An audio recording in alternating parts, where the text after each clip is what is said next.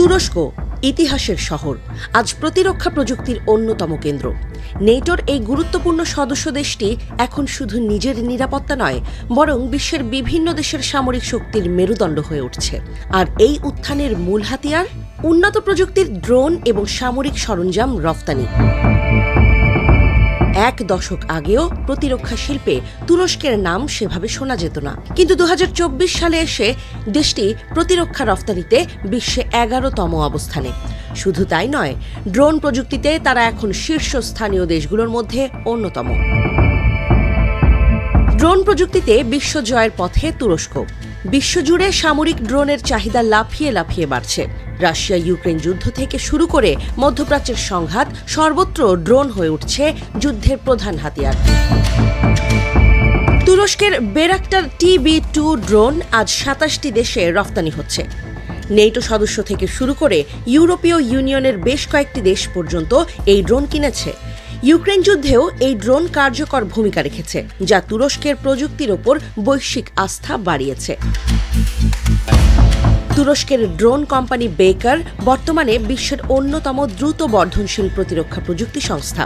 বিশেষজ্ঞরা বলছেন, পশ্চিমা দেশগুলোর তুলনায় কম খরচে উন্নত মানের ড্রোন তৈরির কারণে তুরস্ক এখন প্রতিরক্ষা বাজারের বড় খেলোয়াড়। 2024 সালে তুরস্ক প্রতিরক্ষা এবং মহাকাশ খাতে রফতানি করেছে $7.154 বিলিয়ন। এই বছর তাদের লক্ষ্যমাত্রা ছিল $6.5 বিলিয়ন, যা ছাড়িয়ে গেছে 11%-রও বেশি। 180টিরও বেশি দেশে তুরস্কের প্রতিরক্ষা পণ্য রফতানি হচ্ছে। শুধু ড্রোন নয়, তাদের তৈরি সামরিক যান, ক্ষেপণাস্ত্র, ট্যাঙ্ক, রাডার এবং সামরিক জাহাজও দ্রুত জনপ্রিয় হচ্ছে। কিভাবে তুরস্ক এত সফল হলো? প্রতিরক্ষা শিল্পে তুরস্কের এই সাফল্যের পেছনে রয়েছে সামরিক স্বনির্ভরতা, প্রযুক্তিগত উন্নয়ন, উন্নত গবেষণা এবং কৌশলগত অংশীদারিত্ব। তুরস্ক এখন তাদের নিজস্ব যুদ্ধ বিমান তৈরি করছে। সংযুক্ত আরব আমিরাত ইতোমধ্যে এই প্রকল্পে অংশীদার হওয়ার আগ্রহ প্রকাশ করেছে।